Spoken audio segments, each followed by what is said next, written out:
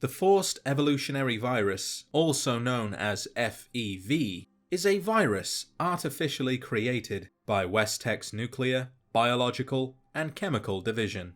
The virus's ability to change an individual's observable traits and genes has made it one of the most important mutagens known to man, harnessed both before and after the Great War for reasons both noble and sinister.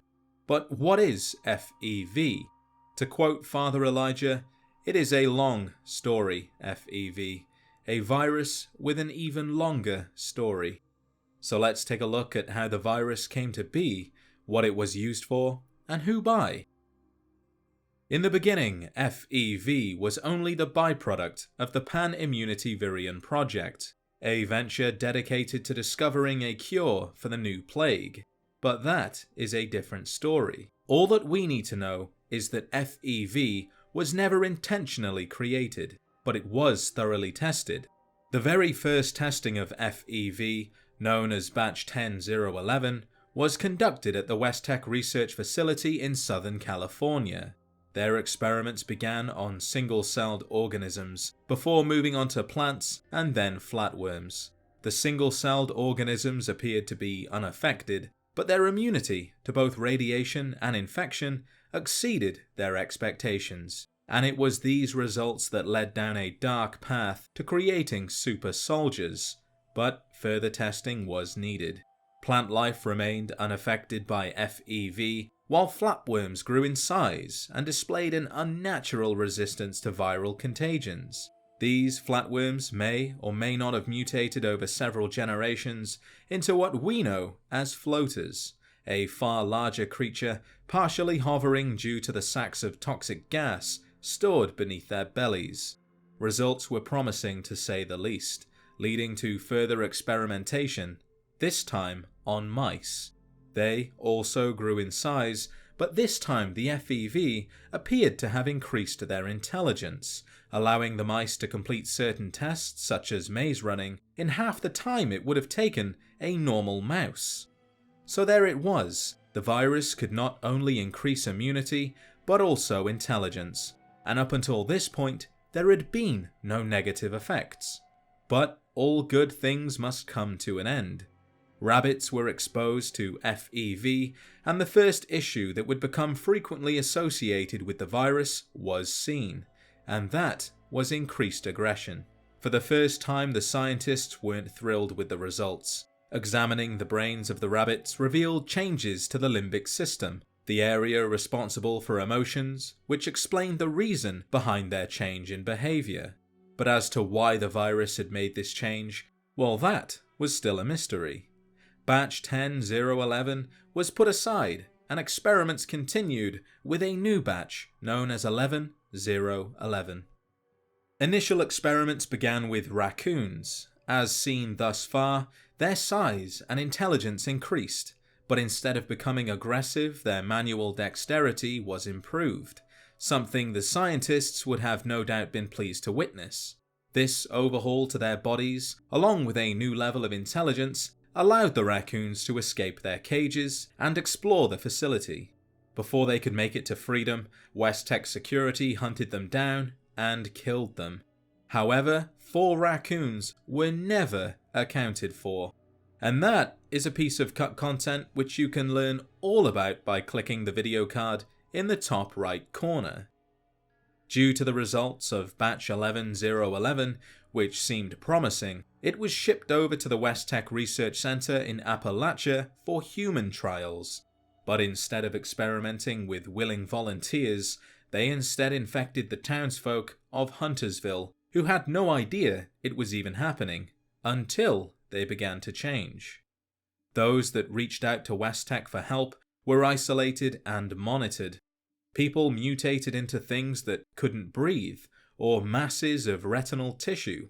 Some died after their teeth grew so large they pierced their own brains, while others that were considered stable were left in such pain that they self-terminated. It became abundantly clear that the nature of FEV was so unpredictable that a reliable strain had to be identified, which led to a variety of methods leading to both the Snallygaster and Grafton monster. But perhaps the most successful was through infecting the water supply. As they continued to consume the water, they grew increasingly sick, which led to the entire town being quarantined. Those that had previously reached out to West Tech had never returned, so those remaining had no other choice than to try and escape. But any attempt was met with warnings followed by gunfire. Hopelessly they remained, waiting to be rescued, but by the time the Great War began and bombs fell to the earth, the remaining townsfolk were already aggressive and transforming into super mutants.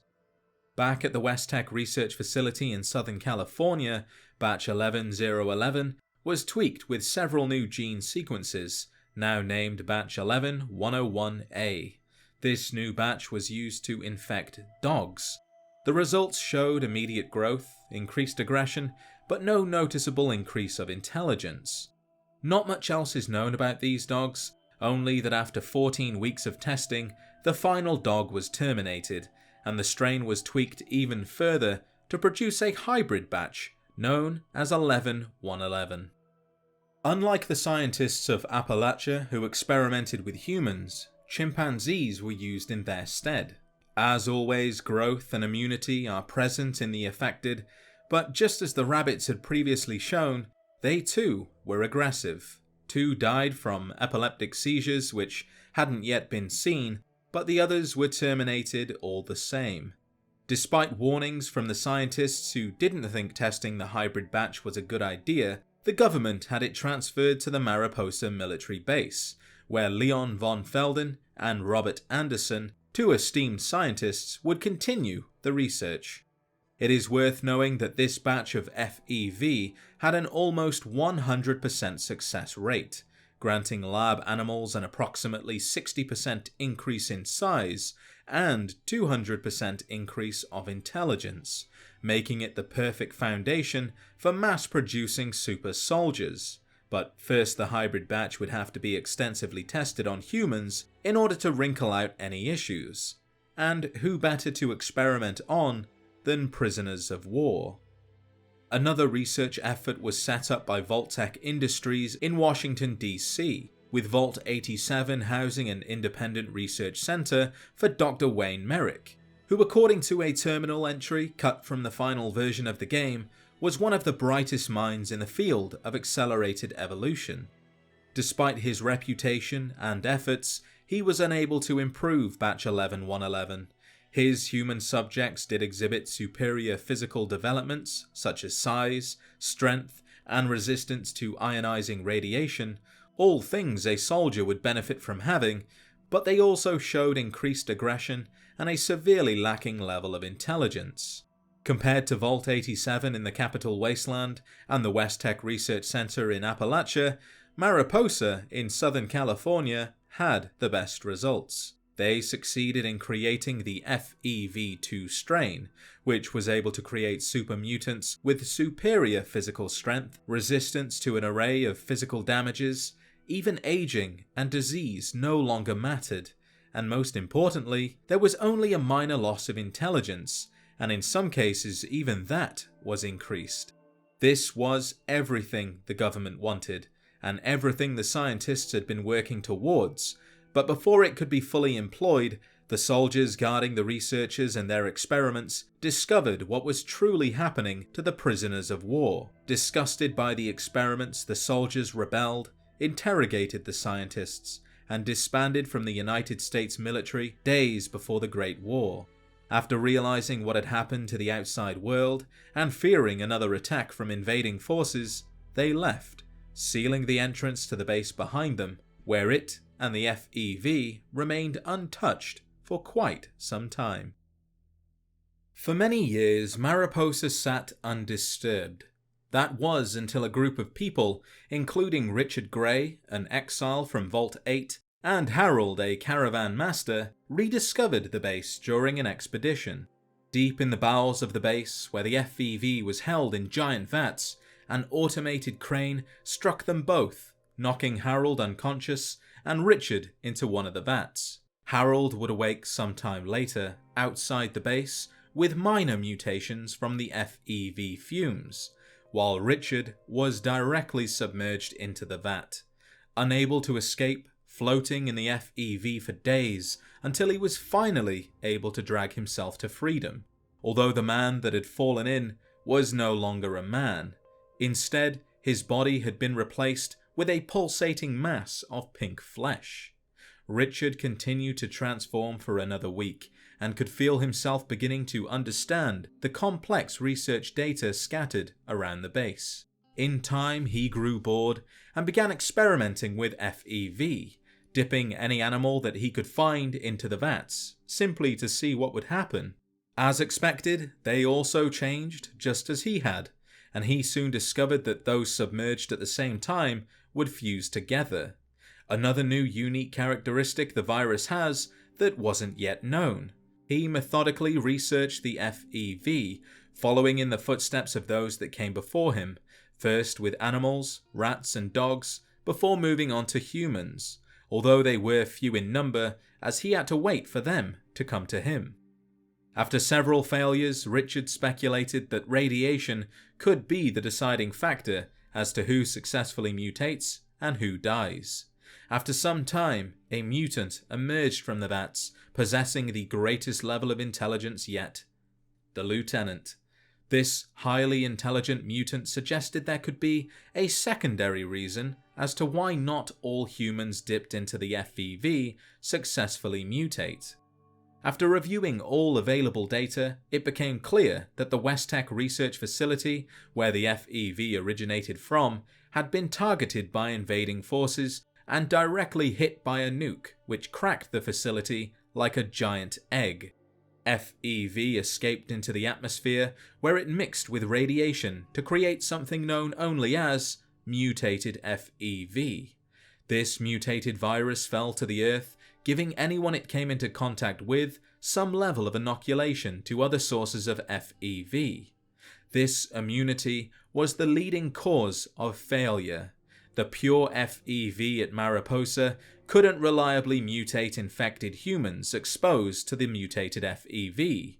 Instead of successfully mutating, the subject would experience seizures, their internal organs mutating sporadically before failing, leading to a very painful and terminal death. But the Master had no choice but to continue his project of building an army with small levels of success, while tirelessly searching for what he one day hopes are pure humans, people who haven't yet been exposed to the mutated FEV plaguing Southern California. Decades after Mariposa had been destroyed by the Vault Dweller, the Enclave tirelessly searched for a means to achieve global genocide, a ghastly ploy to use both the Forced Evolutionary Virus and jet streams in the atmosphere to kill all mutated life worldwide. The only issue was, they had no FEV, at least not until Enclave scouts discovered the remains of Mariposa. Soon people from the surrounding area were being forced to excavate the base, allowing access to the vats of FEV, but also allowing the damaged vats to infect those inside, including Frank Horrigan, an Enclave soldier. Shortly after a sample of FEV had been retrieved, the Enclave retreated to the entrance and without a second thought, sealed the mutating slaves inside.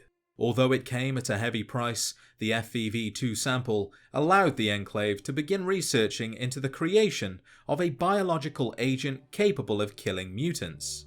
This agent, dubbed the FEV Curling 13 after Charles Curling, the project leader, was modified and refined into exactly that. At the same time, Frank Horrigan, who had gradually transformed into a super mutant, had undergone many surgeries, genetic engineering, physical alterations, and injections of modified FEV, resulting in a genetically engineered unique super mutant capable of tearing a Deathclaw in half with nothing more than his bare hands, showing just how ruthless and powerful a super soldier created with FEV could have been. 2 weeks before the virus could be deployed and the majority of mutated life on the planet was destroyed, the Enclave and the virus stockpiles aboard the oil rig were blown to smithereens by the Chosen One. However, this was not to be the end of their efforts, as copies of their research was transmitted to Raven Rock in the Capital Wasteland, where John Henry Eden, the self-proclaimed President of the United States, was able to give the project another go, albeit on a lesser scale. Scientists modified the FEV curling 13 and decided the best way to employ the virus was through localized infection of the water supply, which, through the use of the Jefferson Memorial and Project Purity, would have swiftly reached all those searching for clean drinking water, transforming the Capital Wasteland into a graveyard.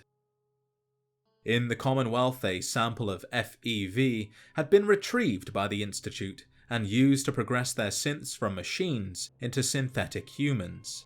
In the beginning, people on the surface were abducted and transformed into super mutants, with successful mutations being tagged and released into the Commonwealth.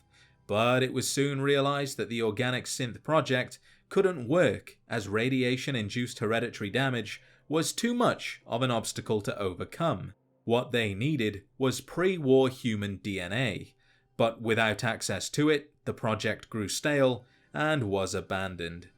That was until a few years later, DNA, untouched by the modern world, was presented to them in the form of a defenseless child frozen in time. Sean, along with his undamaged DNA, provided the much-needed beginning to the Institute's third-generation synths, a machine almost indistinguishable from a human. The sample of FEV, or at least the lab where it was employed, had been destroyed during an event known as Incident V. Back when the lab was fully functioning and the scientists were still investigating the effects of the virus, the lead scientist, Dr. Siverson, passed away, leading to Brian Virgil, a member of the science team responsible for creating the super mutants, was selected to fill the newly vacant position. Plagued with guilt for the many innocent people who suffered by his hands, Virgil decided that the project needed to be stopped.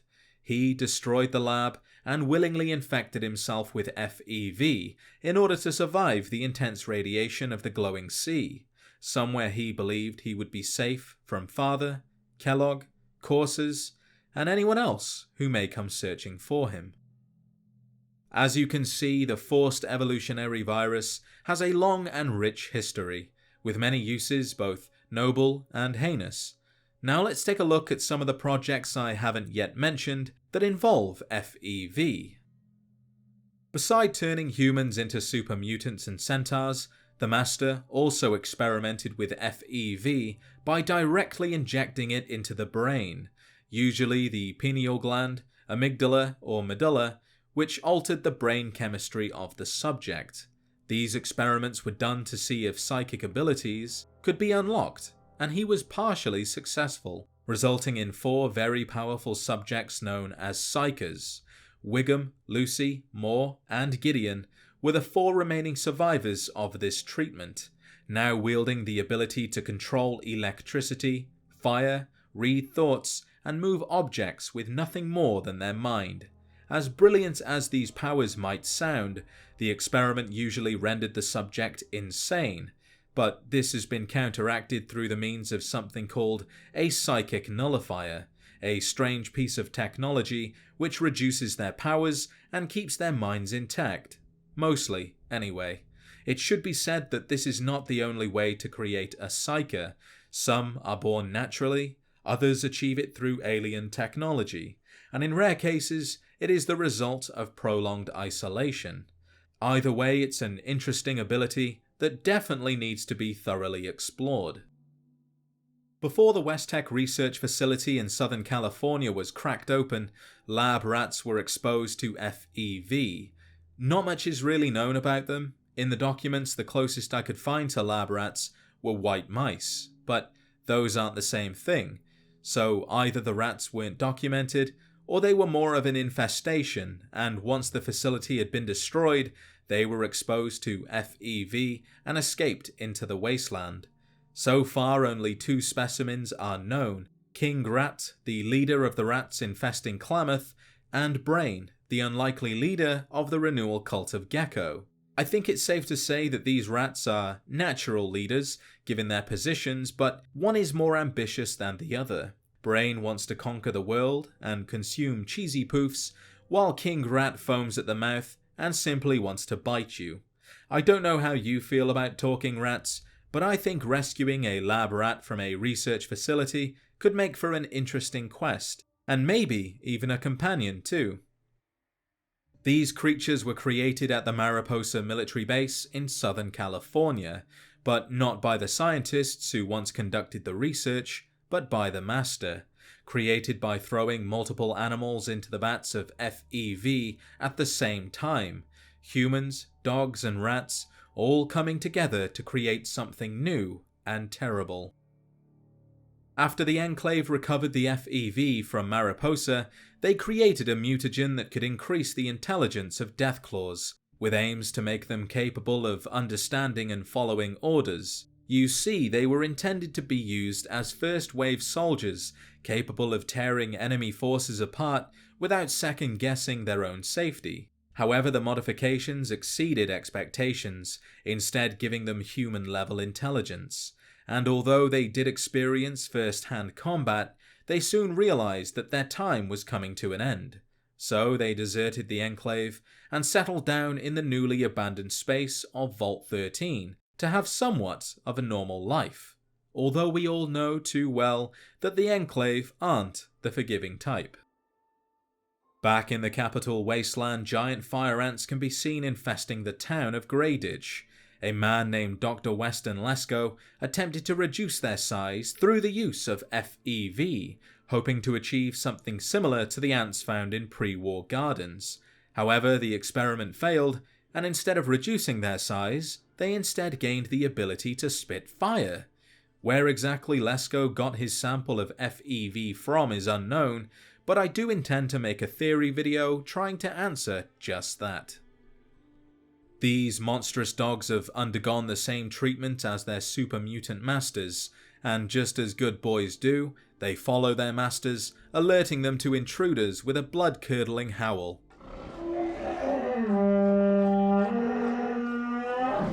Much like their masters, they are far larger than their former selves. Their fur has fallen away to reveal skin, both knobbly and green, and they have an insatiable appetite for human flesh. But not all mutant hounds are hostile, just as all dogs aren't vicious, instead depending on the master and their ability to tame such a creature, as is seen with Erickson in Far Harbor, who has a friendly mutant hound. The transformation that FEV causes are generally impossible to revert, as the virus does not store an unaltered copy of the subject's DNA.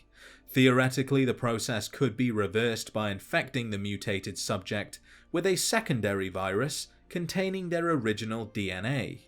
Until the Institute, no such thing had been achieved due to the limitations of pre-war technology. Dr. Brian Virgil created a serum capable of reversing his mutation. Technically, it didn't reverse the mutation, it simply mutated him again into his human form, showing that it is possible to transform a mutant into their former self, provided you have their original DNA, the technology, and the know-how.